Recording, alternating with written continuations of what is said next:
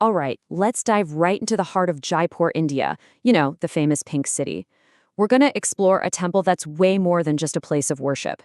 It's actually the seat of the city's one true sovereign. So if I ask you, who's the true ruler of a historic city like Jaipur?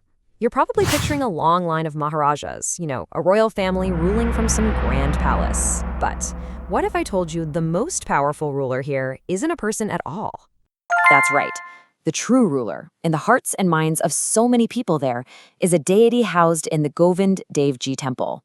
And look, this isn't just some poetic phrase. It's a deep-seated belief that has literally shaped the city for centuries. And this isn't some forgotten piece of history we're talking about.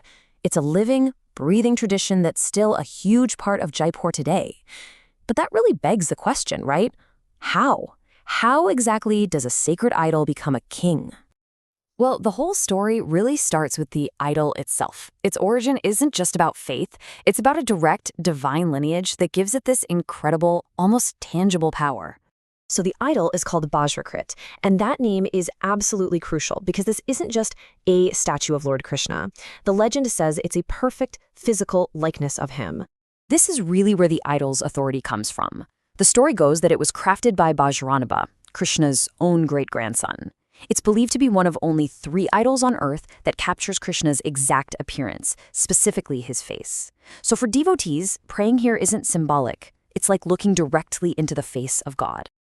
Okay, so we've got this idol with immense spiritual power. But how did it get royal power? Well, for that, we need to bring a king into the picture. The idol's journey is a really cool story of devotion and protection. It was originally in Vrindavan, but it was brought to Jaipur by the city's founder, Maharaja Sawai Singh II. And he didn't just bring it over for safekeeping. He had a much bigger plan. He wanted to build his entire new city around this deity.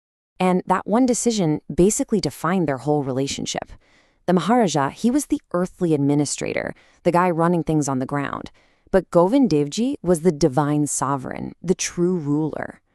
The king even built his own palace, the Chandra Mahal, so he would have a direct, completely unobstructed view of the temple.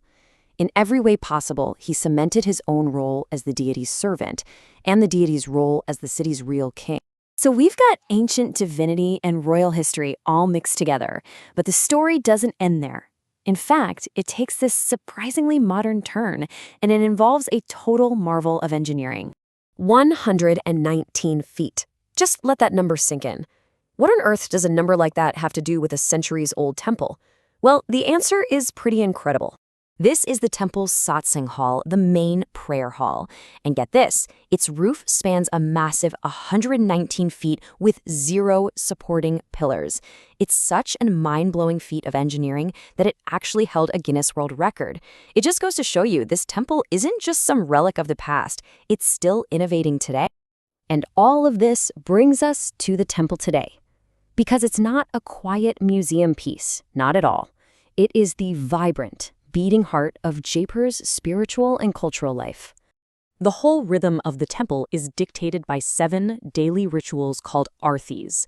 These are these intricate worship ceremonies where the deity is revealed to the devotees, usually with lamps, incense, and chanting.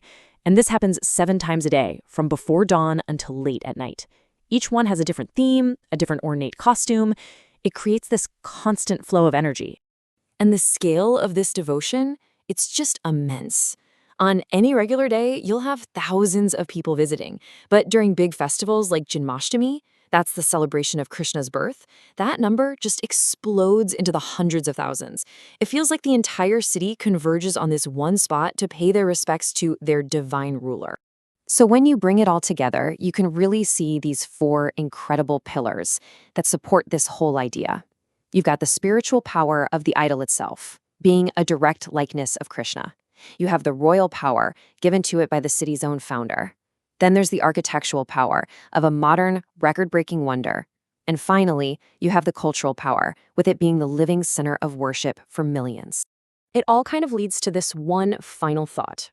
In a city like Jaipur, maybe the true identity isn't just found in forts or palaces. Maybe it lives in that unique, unbreakable bond between its people, their history, and the divine ruler who, to this day, still watches over them from the very heart of their city.